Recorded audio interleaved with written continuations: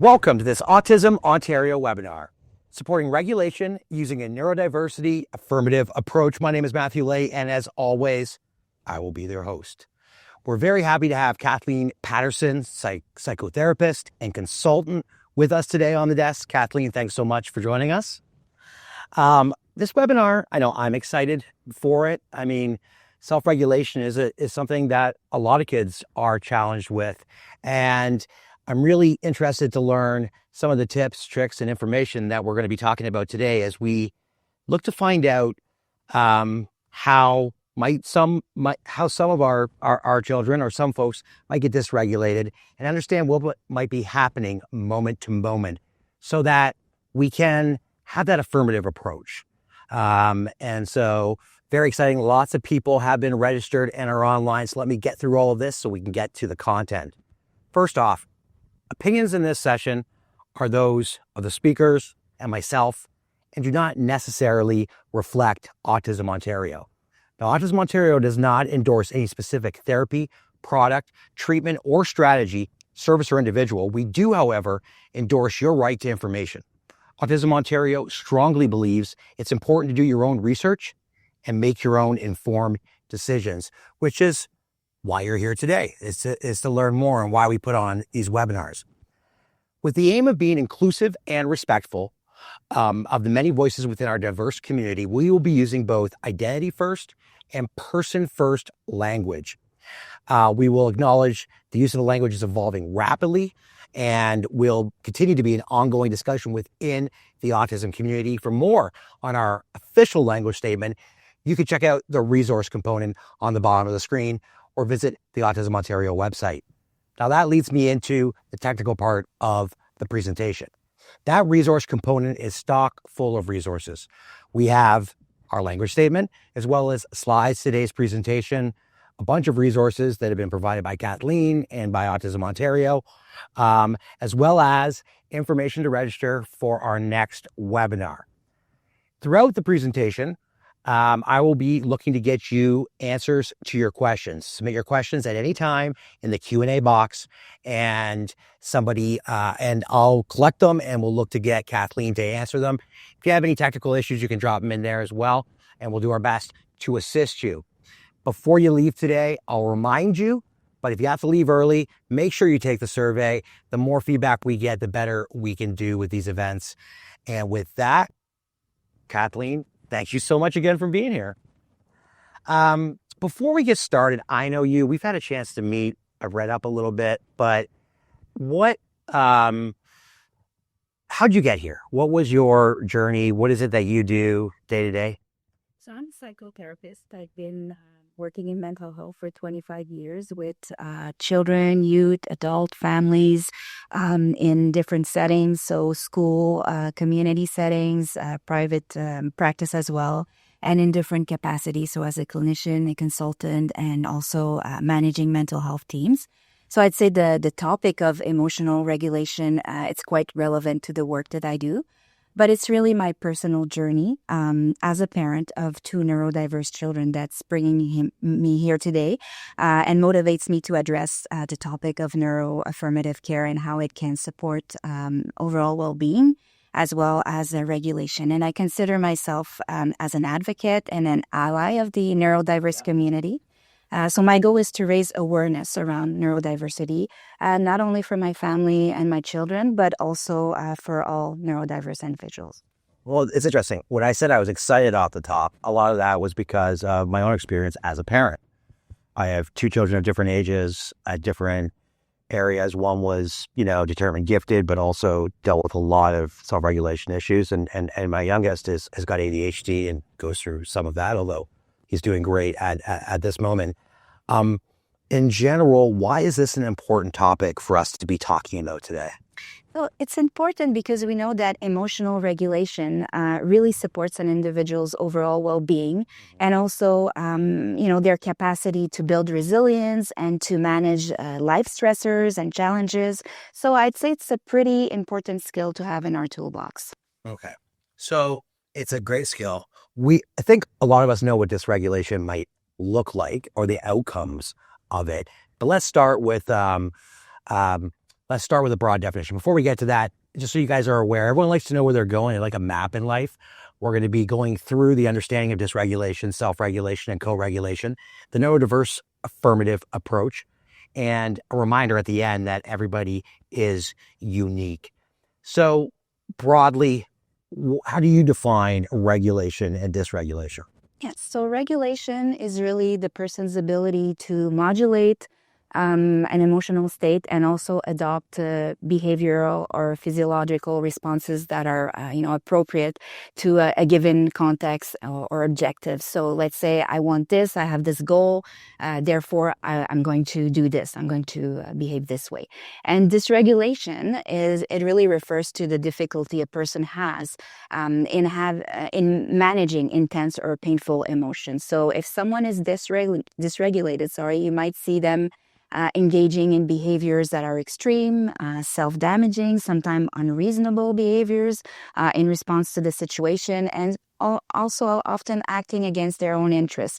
And it's not that they're not aware sometimes that they're acting against their own interests. It's just that they are in a state that, they're so dysregulated that they can't change the behavior at that time. Around Christmas, when my youngest gets spoiled, let's not lie, a week later, he still may want another toy if we're in a certain environment. Let's say we made the mistake of showing up at the toy store. And if he doesn't get it, he might cry. Is that dysregulation? Is it that simple, or is it more complex than that? Well, it's certainly an emotional reaction or frustration, maybe, not being happy of, having to meet like a limit or being told no. I would say it's not quite dysregulation yet, because it's okay to express feelings, to cry. If there's a difficulty to calm down, if your child is getting really overwhelmed and then this spills into other behavior or reaction, then we'd be looking at more dysregulation. Okay. So with that, let's understand it. What are the signs? If we've heard about the toy store situation, but how do we define it? How do you define it with patients and folks? So there's more obvious signs, the outbursts of anger, aggressiveness, hyperexcitability, frustration. Sometimes we'll see like overly intense emotions, impulsive behavior, not being able to control behavior.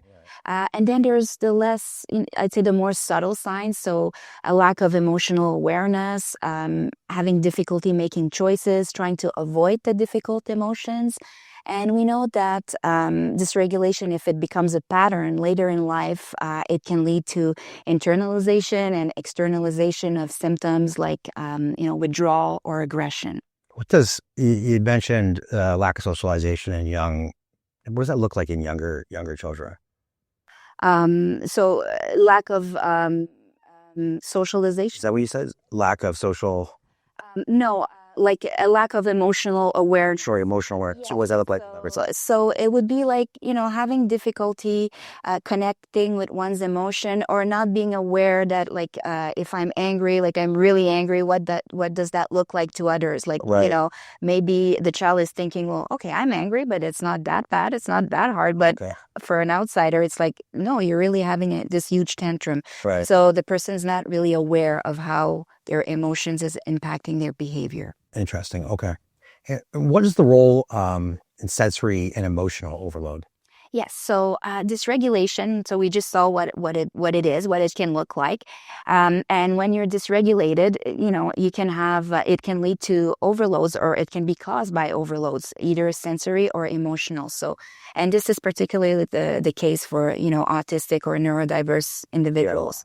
So we see sensory overload as when there's more sensory input than the brain can process. So it could be like smells, lights, sounds, a number of things. And then there's the emotional overload, where there's an excessive emotional stimulus that the brain can no longer sort or process, right? And then, so sometimes they happen, by themselves, and sometimes they happen together.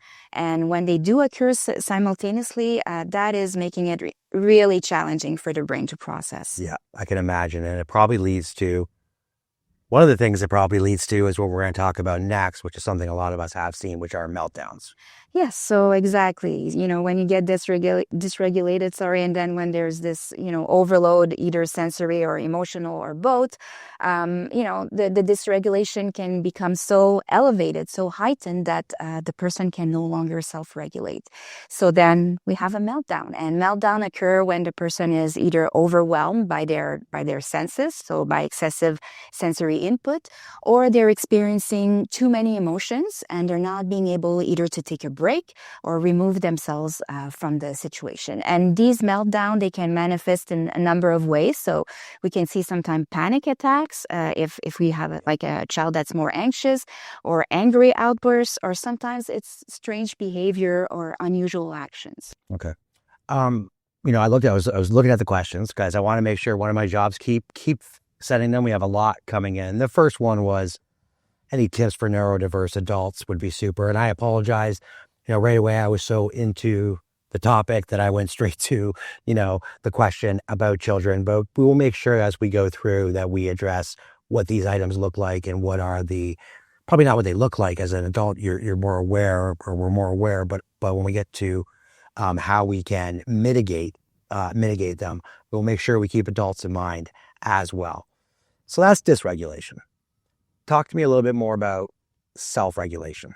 Yes, so because we kind of addressed, what dysregulation and sensory emotional overload looks like and how it can lead to meltdown, we want to think of, solutions or strategies to how we can sort of help people who are dealing with dysregulation. So one goal is self-regulation, obviously, and self-regulation really refers to the degree of effectiveness with which an individual reacts to stress and then returns to a calm state in which they can focus and remain alert. So that's a definition by Schenker. And I just want to mention, Matt, that, individuals that are autistic or neurodiverse, okay, they struggle with self-regulation, but, a lot of us, like neurotypical individuals, we also suffer from self-regulation. So I think it's important to normalize that. Exactly. Before we get more into the self-regulation, there's a lot of people are like, oh, wait, before we get there, do you have any specific tips for parents or parenting tips for when a child is in meltdown? Yes, so meltdowns are always challenging for parents. I'm not going to lie, especially if your child is neurodiverse. And that's true whatever their age is. So if they're a toddler, school age, teenager, or even a young adult. So the first step, when you're facing a meltdown is making sure the person is safe. So you want to guide them to a safe space if that's possible. And then you want to offer them space, right? You don't need to touch them. You try to keep other people away. You want to make sure the surrounding is calm. You're minimizing, the stimulation. And then usually, not talk too much, because when the person is going through the meltdown, they're in shutdown mode. So they're not receptive to what you have to say or any intervention. So that's important to keep in mind. And then at that point, your role as a parent is to stay calm and wait. So you just want to be that sort of calming presence in the room. And we're going to talk about co-regulation shortly, but that's really what co-regulation is about, right? And then you want to avoid things like shaming, trying to reason or argue, threatening, leaving the person alone. And then after the meltdown, you can offer sometime additional time to regroup, right? To process what happened, suggest some calming or familiar activity if your child is open to it or the person's open to it. And then, if it's possible, through a discussion, try to determine what were the triggers, what happened.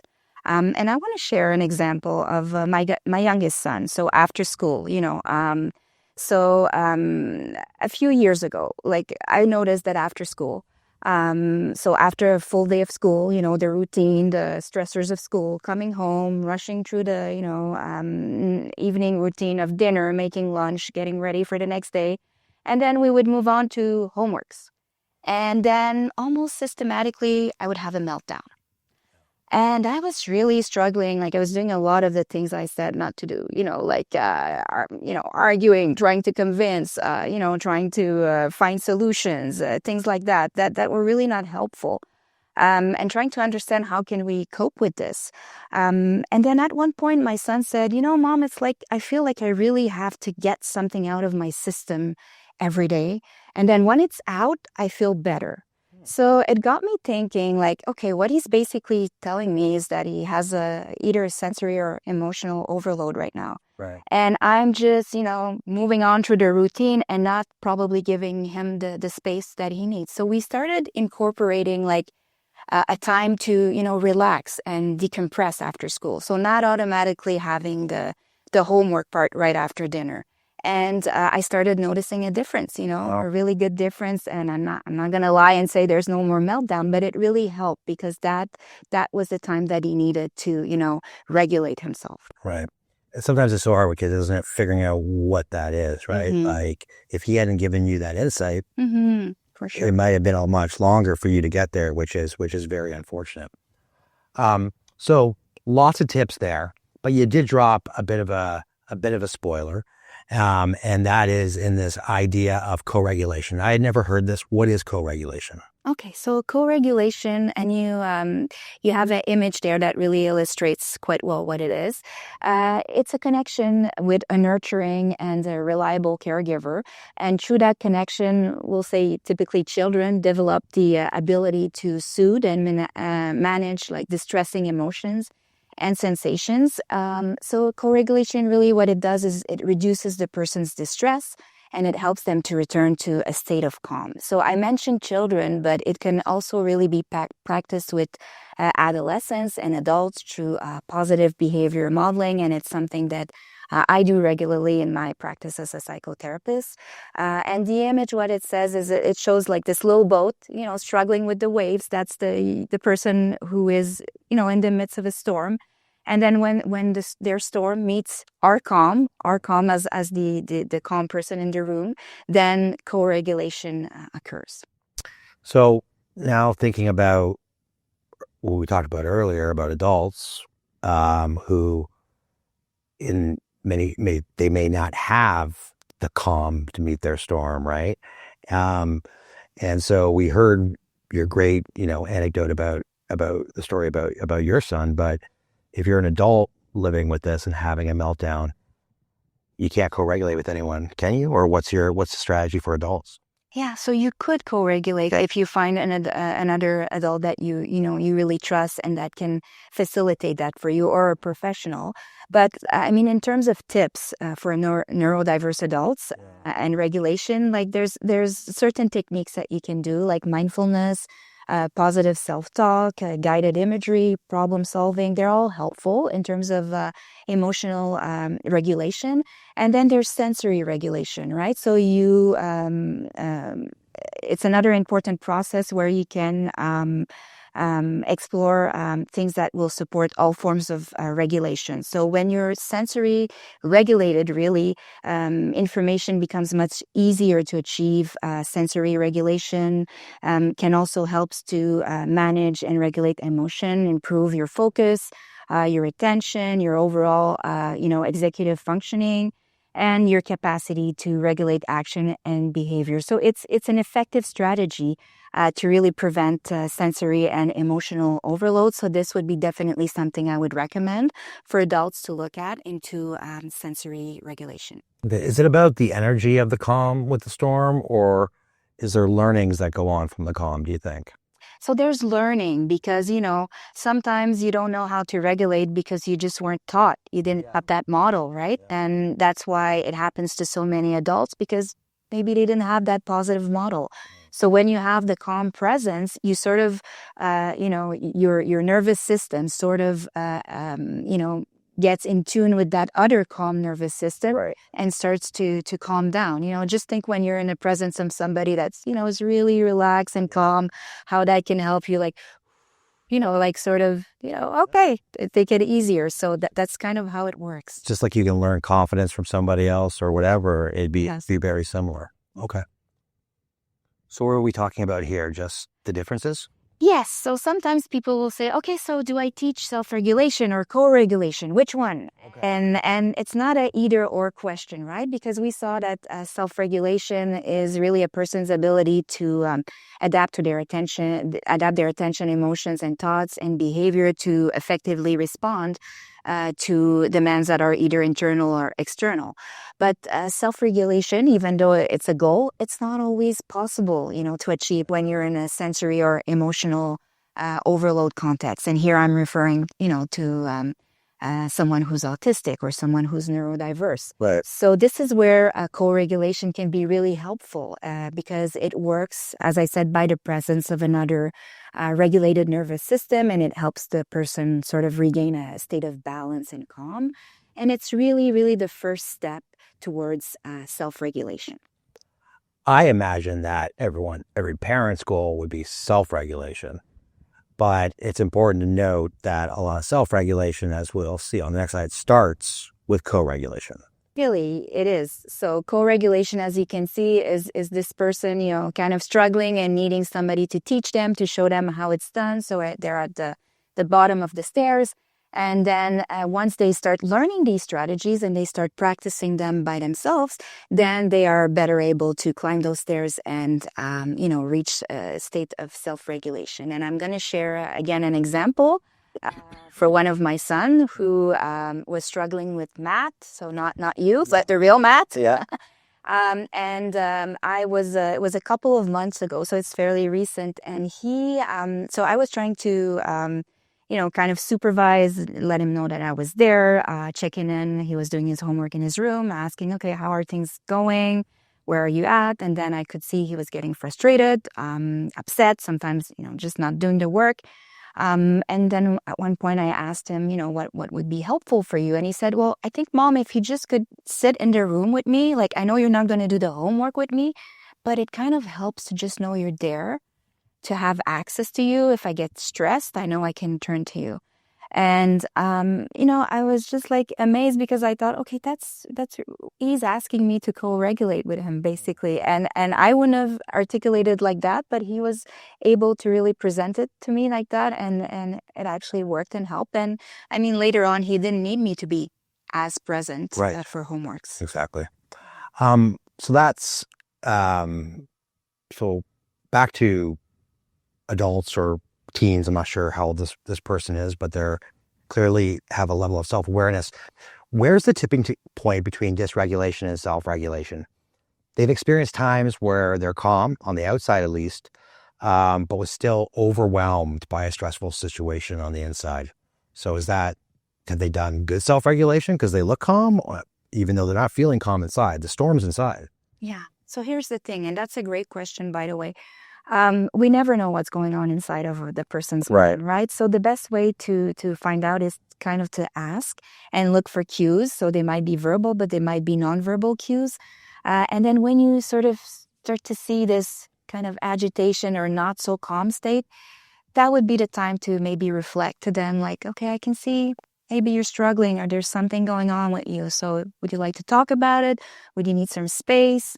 I think it's the perfect time, right? We tend to wait when we see like these very obvious signs, and oftentimes it's a bit too late. So if you're starting to see something, I would say that's your tipping point. That's your tipping point. Okay. All right. Keep them coming, guys. We've got got lots of time to get into it, but here we're going to start talking about the neurodiversity affirmative approach. Is this a new concept? Has it been around for some time? So it's been around for some time. I'd say it's fairly new. People started, it started appearing and people started talking about it in the 1990s, and it's constantly evolving. Yeah. Really, it's an approach that considers and respects the diversity of neurotypes and the uniqueness of how all of our brains work, right? So it seeks to really develop and support plans that are adapted to each individual versus, a uniform approach or a one-size-fits-all approach. And it really highlights neurodiversity as, the type of difference that is part of natural neurological variation. It's just a normal thing. Okay. So how does it help? Mm-hmm. So some of the key principles of the approach I'm going to present, so it might give a bit of a understanding about how it helps. So it really first reinforces a person's abilities. We're focused on abilities rather than disabilities. It promotes autonomy. So capacity to make, decision and choices. It provides individual support and, adapted communication to whatever level of communication the person is comfortable with, if they're verbal or nonverbal. And then it really aims to reduce stigma, around neurodiversity. Okay. Outside of the stigma, I got to think this would work with anybody. But yes. Okay. Yes, because everyone wants to feel affirmed, right? In their experience. Exactly. Especially when, in this case, having challenges with regulation or meltdowns, or you've got the storm inside. I mean, this makes a lot of sense. Okay. So now we're going to get to neuro-affirming care. What does that look like? Okay, so what it looks like is it's a positive way to support regulation, because the basis of neuro-affirming care is, the unequivocal respect for autistic and neurodiverse people's boundaries. So, for instance, if the person needs to take a break, they need to step back from a situation, as opposed to saying, oh, I think they're trying to avoid something, or I think, they're kind of being difficult. It's things that we've all want to get out of doing his homework. Exactly. Yeah. So what the neuro-affirming approach does is that it really says, no, this is not being difficult. This is the person telling you, maybe I'm reaching a point where it's difficult for me to cope. And, sadly, neurodiverse people constantly have faced a lack of respect for their personal boundaries. So with this approach, the accent is really, emphasizing, encouraging them to identify and setting their own limits. And it can be really challenging, because sometimes they're so used to not having these limits heard that they don't even know exactly, what they are, or how to be proactive about them. We saw so many changes in the school system in Hamilton, where I'm from anyways, during and post-COVID, where it was jarring for, someone who was born in the 70s, right? Because what do you mean kids can decide not to go to school if, what do you mean? But it's clearly aligned with this. And it's clearly aligned with the idea that a lot of those old approaches clearly weren't working, the tough upper lip and just sort of move on. Okay, what are some care strategies? So for the person themselves, so if you're a neurodiverse individual, really it helps to explore and, identify, recognize what is your baseline. So what is it like for you when you're feeling calm, when you're fine, and what is it like when you start to feel activated, right? Okay. So what are your triggers? What are, triggers of emotional or sensory overload? And then, how you can target either reducing. We always think of reducing, but sometimes it can be increasing, right? Some stimuli, depending on the need. And then identifying or also and naming physical sensations that you're having through kinesthetic learning opportunities. So what I mean by that is that, we're, again, not just neurodiverse individuals, everybody. We're not very good at making connections with what's going on, our emotions in our mind, and what's happening in our bodies. So Right. This approach really helps to connect the two, Yeah. so that it's easier, when you're feeling like, emotionally overwhelmed, to recognize signs in your body as well. Right. And then you take us to the approach to an adult who has not put focus on this, and they have triggers and automatic thoughts and things that they would commonly do in a situation that they're unaware of what's driving it.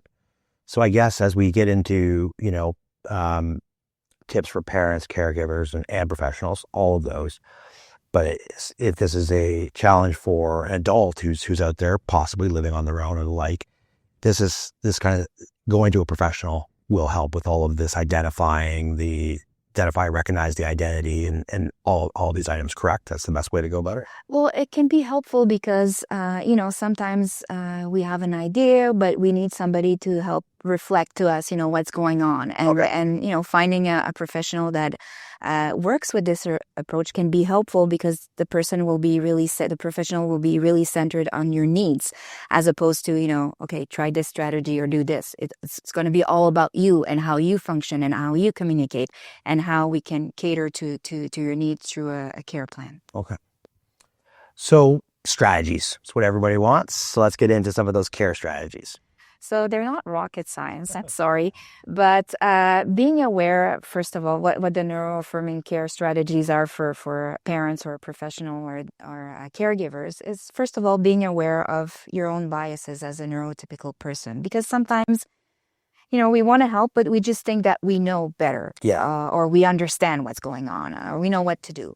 And it's really crucial to check in with the person, if it's a child or someone you're working with, that what you're suggesting or proposing is helpful, and do they feel at ease with what you're suggesting? So having that sort of flexibility and compassion in your intervention towards the person's reality. And then also recognizing that, maybe you have a, master's degree, maybe you have you're a teacher, whatever profession, but you're not the expert of this person. The person is the expert of what's happening in their mind and in their bodies. So we should never force an intervention. If the person indicates either verbally or non-verbally that, they're not feeling comfortable, because it's just not going to be helpful. And not only that, it could be damageable. Okay. There's a lot of questions that get, and clearly our audience is looking at this, but they have what they believe to be very unique challenges. So when we look at these strategies and the neuro-affirmative approach, how do you apply this, or what would be some of your strategies to manage co-occurring conditions like ADHD and anxiety? Do you have different strategies when, I guess, there's more going on that's known? Yeah, so co-occurring conditions, they're really frequent for autistic individuals and neurodiverse individuals. We know there's a comorbidity between diagnoses such as ADHD, learning disabilities, anxiety, etc. So as a parent, I know how destabilizing it can feel that, you have to manage all of these conditions and symptoms. So both of my children, they're on the spectrum, and they also received multiple other diagnoses. So to be honest, at first, it was quite overwhelming for me as well, because you feel like you sort of have to become the expert of all these conditions to understand and to support your child, right? But the reality is that you don't have to become that expert. An additional diagnosis does not change who your child is. They're still the same person with their strengths, with their weaknesses. And I think the best approach is really to consider them as a whole person, and to do your best to understand and support their needs. But I get it that parents want some, they want strategies. So some basic strategies, and again, it's not rocket science. You're not going to, learn anything, extraordinary here. But some of strategies that I've used as a parent are really related to implementing, constant and solid routines. So in terms of sleeping, healthy eating habits, exercise, having a dedicated time for homework, chores, but also, not overloading your child's schedule, because they need time to relax as well. And managing your own stress, right? As a parent, very important. Making sure you're taking care of yourself, and also maintaining that positive and open communication with your child. So check in and, how are they feeling? How is their day? What's going on with them? Really, it's challenging to give a straightforward answer to a question. There is no silver bullet, right? There is no silver bullet. Sorry, guys. And there is no try these strategies and everything will work out fine. So maybe you've heard the phrase, if one person on the spectrum, one person on the spectrum. And same thing, if I would add, if one neurodiverse individual, one neurodiverse individual. And what this really means is that every neurodiverse person is unique. There's no one size fits all. And in my experience, the strategies that worked for my oldest child were not necessarily the ones that worked for my youngest one. So I really had to tailor my approach to each of their individual needs. We spent a lot of time but looking at meltdowns and that sort of thing. But one of the parents submitted a question. They're looking for strategies to help them learn to behave with their peers and caretakers when they're feeling excited. Yeah, so I really love this question because, excitement is a positive emotion, right? We don't want people not to be excited, right? So, but for an autistic or a neurodiverse individual, it can be overwhelming as well. It can feel just like frustration or fear, and it's important to really understand this if we, want to support them in this context. So, looking at some of the, the strategies mentioned today, like co-regulation, first we might want to consider, what behaviors occur when the person is excited. So, and also what are the triggers. And we might want to offer some opportunities for co-regulation, so modeling, a positive way to deal with excitement. So that could be something to do. I'm going to share that my youngest son, he has some stims, some, self-stimulation behaviors that he resorts to when he gets excited. And this is a way for him to regulate himself and bring his nervous system back to sort of a state of calm. And he'll typically do that for like 5 to 10 minutes and then go back to his routine, whatever he was doing before. And this is something that's normalized in our home. He knows it's totally fine to stim, to express himself that way. So going back to the question and the neuro-affirming approach, I'm just wondering if perhaps in this situation, if working with the peers and the caretakers to sort of normalize, right, and destigmatize some of the behaviors that are related to the excitement could be beneficial. So not only for the person that's neurodiverse, but, in terms of educating the peers and, the caregiver getting a better understanding of the situation. So I would say it's worth considering. Right. But a bit of both, maybe, depending on if the excitement is, includes touching or anything like that. Exactly. I think I know the answer to this one because you were very clear about it. But if you're parent to more than one child on the spectrum with differing needs, which sounds like you had some experience with, when it comes to co or neuro-affirming care strategies, what are your suggestions for that? Yeah, so as a parent, I think this is true for any parent, but even more for parents of one or more children on the spectrum or who are neurodiverse. You absolutely need to prioritize your own well-being and your health if you want to offer the best support and care to your children. So this is hard work.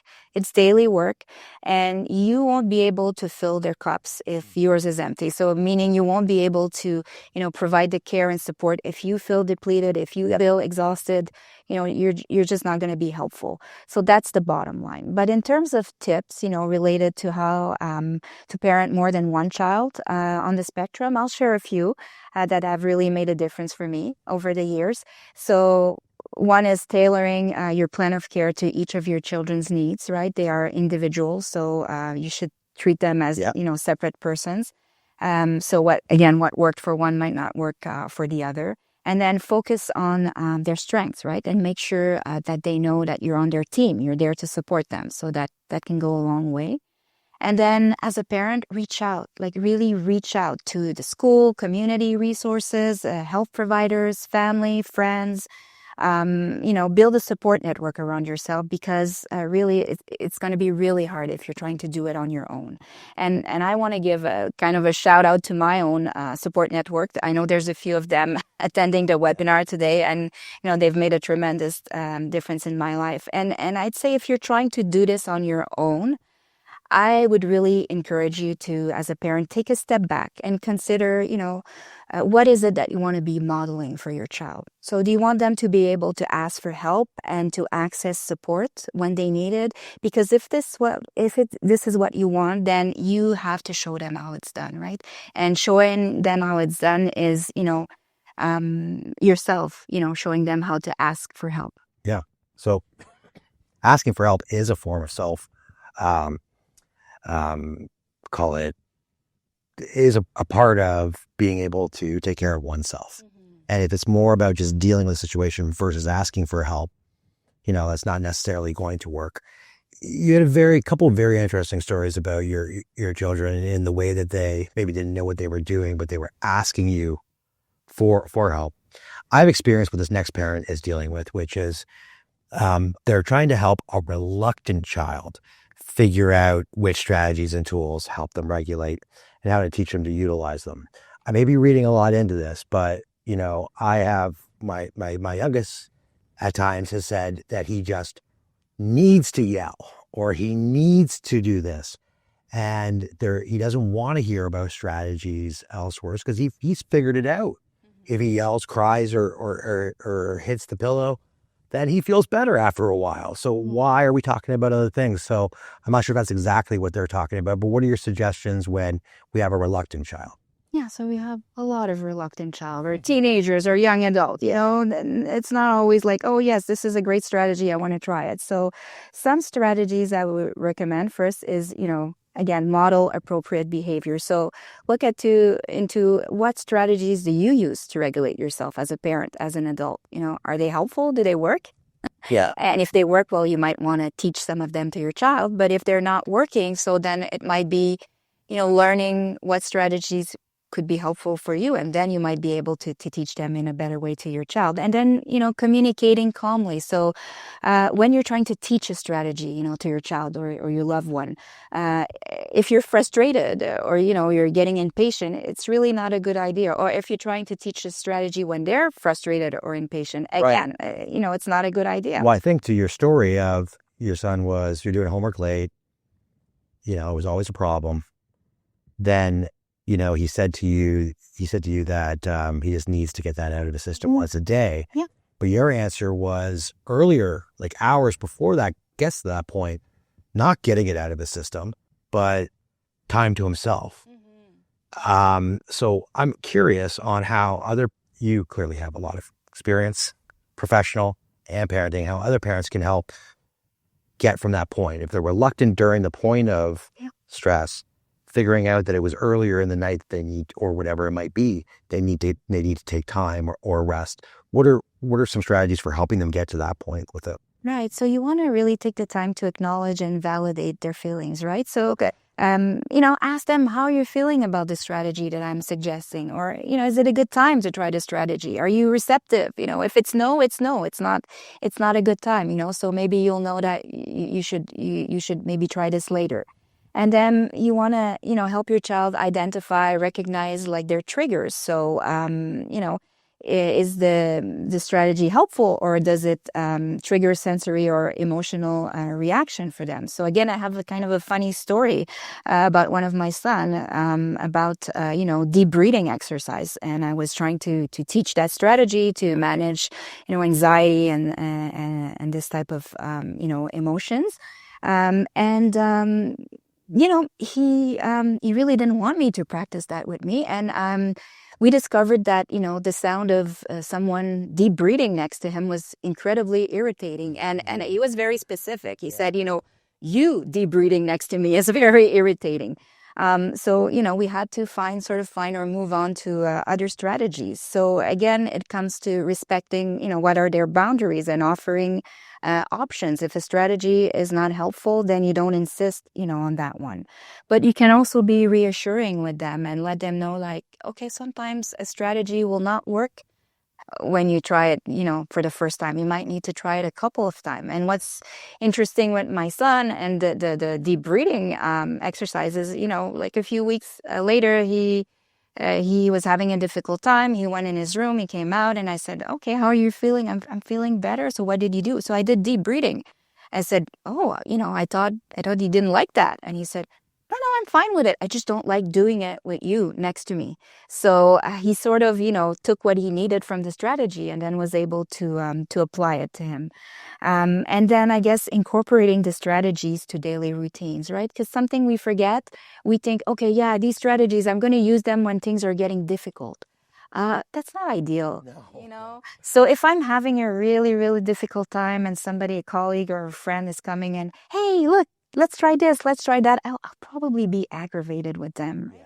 So the best time to teach the strategies is when your child is calm, when they're receptive to it, and they can experience it positively, and they can have a success with it, and then they'll be more inclined to try it later on when they're struggling. Okay.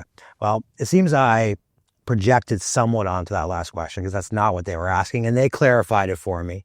And so what they said was, and this is interesting based around all of that, which is that the child literally does not want to talk about their feelings or their day at school or anything but specialized interests or what they want to eat for dinner. So it makes it challenging to discuss intervention strategies and ideas. What are your suggestions there? Well, my suggestions or my thoughts is that, the reason that they might not want to talk about it when they're coming from school is maybe that, they are in this sort of overload mode where, it's just too much to continue talking about some of the stressors that they've experienced during the day. So if what, makes them feel better is talking about their special interests, then fine. We're going to talk about your special interests, and you're going to start feeling better. You're going to start feeling more relaxed. You're going to, be more receptive. And then perhaps later on, when you're ready, and I think it's always important to let them know that, it's about when or if you're ready, then we can talk about it. But I think it's kind of, the more you try to push, the more pushback you'll get. So if they feel that there's this openness or there's space, you might be surprised that they'll be able to come back to you later and say, I didn't want to talk about it before, but, now I'm ready. And I've had that happen a number of times with my kids. Yeah, if it's a problem, I've had success with saying, we don't have to talk about this right now, but we have to talk about it. So I'll leave it to you to let me know when you think it's right. Now, I'm my older son, of course, with that. So we have a parent here who's asking the question as a neurodivergent parent, what are strategies for and tools to help them regulate and teach them how to utilize them. I'm sorry, the question moved in there, but it's basically a parent who's talking about, they're having struggles themselves with meltdowns. So they definitely can't be that calm water, with or without the child having meltdowns. Outside of, you said, make sure your cup's full. All right, we put the mask on ourselves on a plane for our child. What are some other suggestions for parents who do experience these meltdowns? Yeah. So what I want to say first to the parent who asked this question is, it's a really brave question because, sharing that you're a neurodivergent parent, there is more and more neurodivergent parent out there. So you're not alone, number one. And then that you're struggling, it's always difficult. So I'd say the first step is sort of figuring out, what triggers you, what is the things that make you, go into that sensory, overload or emotional overload mode. And then, affirming, what are your needs and your limits. So, Right. You might want to try it yourself. You might want to be coached by a professional, but really looking to what are those limits and those boundaries. Because I think once you start honoring those limits and those boundaries, then it gets easier, to regulate yourself. And it gets easier also to modelize that for your child, because you really want your child to be able to stand up for themselves and advocate. So in order for them to do that, you need to do it for yourself as well. So I'd say that's pretty much the first step. Do you have suggestions for how in a situation where you have maybe one child who, or even if they're both neurodivergent, I don't think it really matters, but how to help guide the brothers and sisters or the other children to help de-escalate siblings' challenging behavior or de-escalate meltdowns and the like? Yeah, so I think the first step is for them to really understand, what is the situation of the other sibling. So what is autism really about? What is, neurodiversity? And then what does it look like, when there's a sensory overload? But you want to also give them the opportunity to kind of talk about how they're feeling. So, I really hate it when my sibling is having this tantrum, or, he gets all the attention and I have to be the reasonable one. So you want to give them that space to express that first, right? And when they feel that they're understood, they're usually more on board to, supporting and helping. But then the other piece is that, you don't want to put that on their shoulders either, regulating the other child. But at least understanding and knowing what's happening, it can go a long way. And I think then they'll want to be supportive and helpful to their siblings. Early on, you said one of your titles was advocate, and you've talked a lot when people are suggesting there's challenges with caregivers or school or whatever, bring it forward. We have a parent who's asking, how do we bring these strategies forward in the school? What's the best way that you found to do that? So the best way that I found, first of all, is to be patient, because you're going to have to repeat the message often, frequently. Things are improving a lot within the school system. I have to say, I've worked in the school system, and there's a lot of improvement and tremendous efforts being put forward to make things better. So I think you have to find, within your child's school, who is the person that, really gets my situation or really understands my child. So there's always someone. It can be the principal, it could be a resource teacher, it could be a social worker, and then sort of start from there, advocate or explain, what's your child's challenges, what they're experiencing. So this is something that you can do. And then teaching your child also to advocate for themselves, right? It's a life skill. Yeah. You want them to be able to, and when I say advocate, it's not necessarily, hold him up a sign and saying like, I'm neurodiverse, I need this and that. No, it's more about, in this situation, this is how I feel. If I have an IEP, okay, so I have an IEP and I think I'm going to need these or this accommodation, to help me out. So really building that into, the dialogue that you're having with the schools. Yeah. So those are, I think, really important ways to bring the message across to the school. And a good opportunity for me to plug the Resource Center. It's stock full of resources on this topic.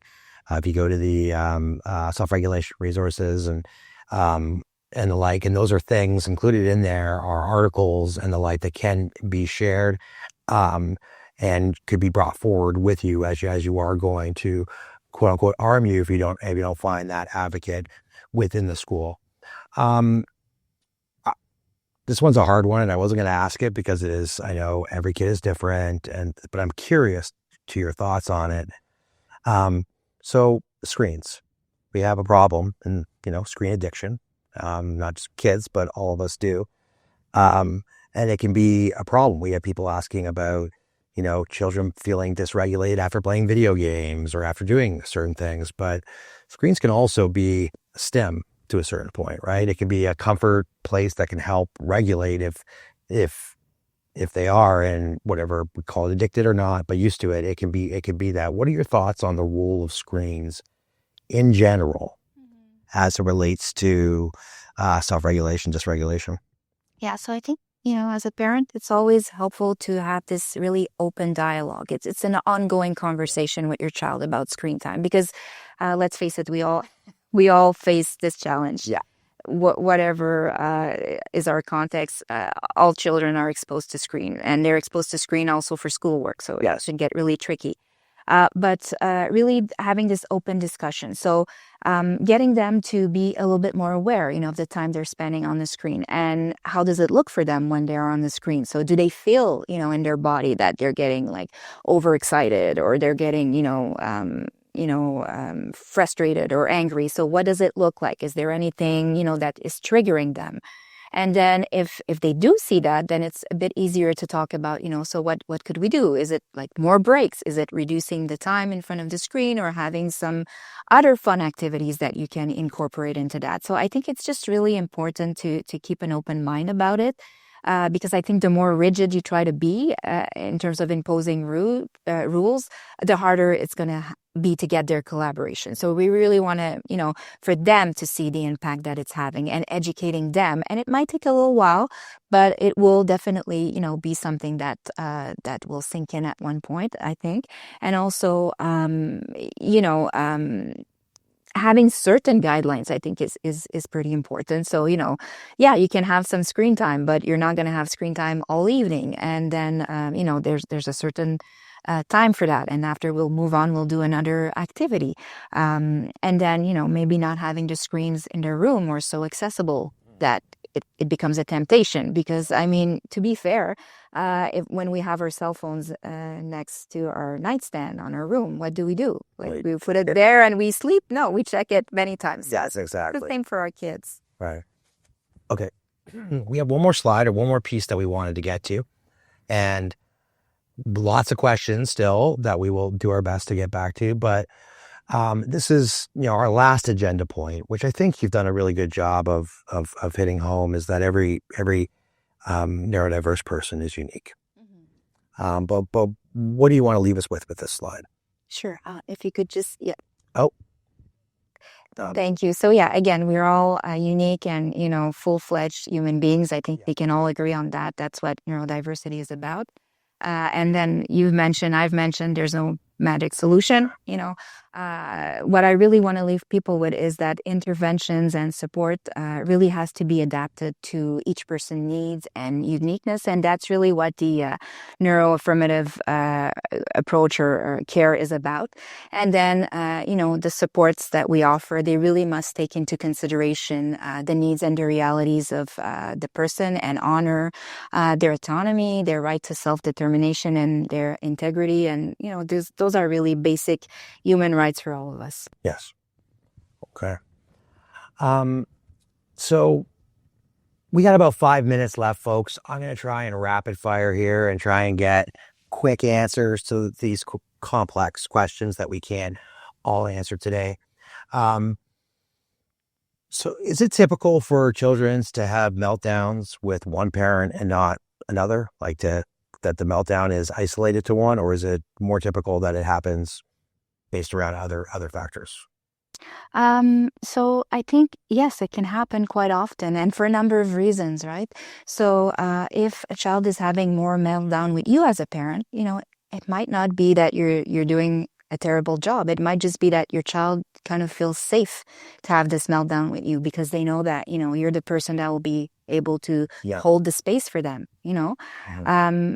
And it can also be that, you need to kind of, be more flexible and review certain approach. But it's something that can definitely happen. And I guess the important question is to try to understand, why it's happening this way, having a discussion again with either the other parent or the child, and I'm always interested to hear my children's thought, about why this meltdown happened. Why do you think it happened? Yeah. What do you think triggered it? And often their answers is completely, different than what I thought. Yeah, and I found sometimes they will look for something that just happened, mm-hmm. and then spin it in some weird way. And it's not that they're trying to manipulate me or anything. It's that they feel like that must have been it. Mm-hmm. When I said whatever, that must have been what upset them, because they're unable to kind of go all the way back. I like you said at the start, though, because this is actually a multi-part question that people that hold their upset or, traditionally get upset after school.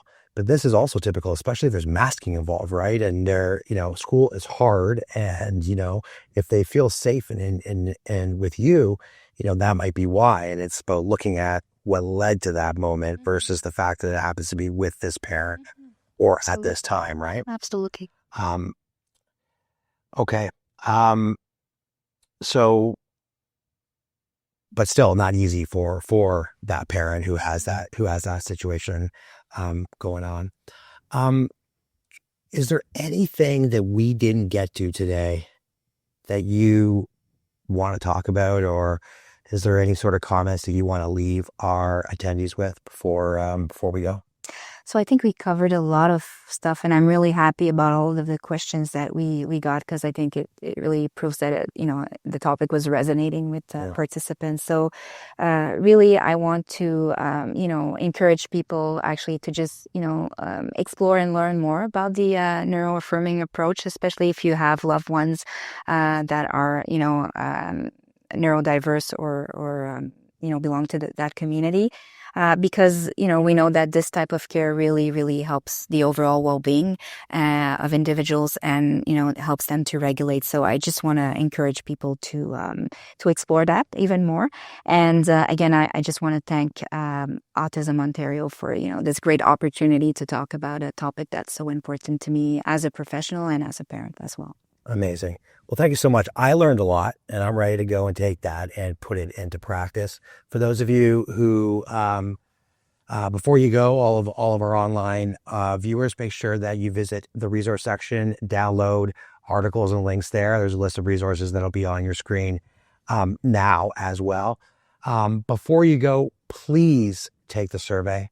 It helps us. The more information that we get, the better we can form our content. We got some questions in here that we weren't able to get to on nonverbal strategies and the like that I think will help inform future webinars that we do. Speaking of future webinars, our next one, well, there's many happening, but our next one, the next time you'll see me, is I'll be interviewing with, a panel with Katie Albert and Jane Vincent on May 7th. It's going to be a nighttime one, and it's on finding balance, navigating the tension between intervention and neurodiversity. So very similar a set of topics. Finally, this webinar will be recorded and available on demand on the Autism Ontario website. We suggest that you recommend it to anyone who you think might benefit. The more people that come through the program, the more webinars we can put on. And with that, I want to thank you for your time. And we look forward to seeing you at our next Autism Ontario event.